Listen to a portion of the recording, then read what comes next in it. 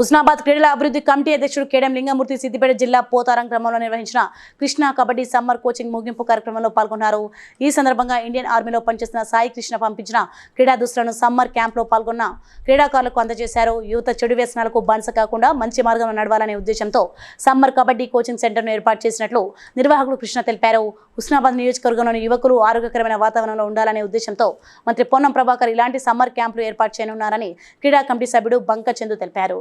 క్రీడలు నేర్చుకోవడం వల్ల ఆరోగ్యంతో పాటు క్రమశిక్షణతో పాటు ప్రభుత్వ ఉద్యోగాలు పొందే అవకాశం కూడా ఉంటుందని కేడం లింగమూర్తి అన్నారు. ఈ సమ్మర్ క్యాంప్ అంటే పిల్లలు వేసవి సెలవులలో అక్కడ ఇక్కడ తిరిగి చెడు బుద్ధులకు అలవాటు కావద్దు అని చెప్పేసి మన ఉద్యమ నాయకుడైన పొన్నం ప్రభాకర్ గారు ఒక ఆలోచన చేసి దానికి కృష్ణ గారు కూడా ఒక మాట చెప్పడం జరిగింది.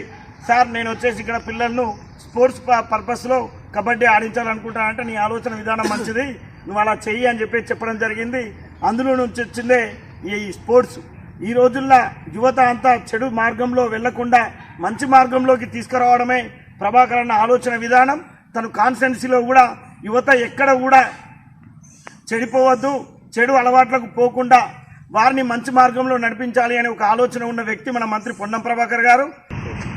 మీకు వచ్చే సంవత్సరం ఈ టైం వరకు ఒక స్విమ్మింగ్ పూల్ ఏర్పాటు చేయాలని, ఒక జీవితం మీద కూడా ఒక భయం లేకుండా ఒక ధైర్యంగా, ఓటమి అనేది ఎప్పుడు మనలో వేధించదు, అదే ఎండ్ కాదు. ఇంకా ప్రయత్నిస్తే మన భవిష్యత్తు కూడా రెండోసారో మూడోసారో కూడా మనకు భవిష్యత్తు ఉంటుంది అని చెప్పడానికి ఆటలు పెడతాం.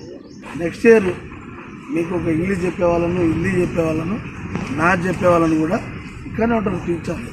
వాళ్ళని తీసుకొచ్చి ఒక గంట ఇక్కడ ఒక బ్లాక్ బోర్డు పెట్టించి అది కూడా నేర్చుకోవాల్సిన అవసరం ఉంది. జీవితానికి ఎంతో ఉపయోగపడుతుంది. Please like and share, subscribe to BCN Telugu News. Please like, share and subscribe to BCN Telugu News.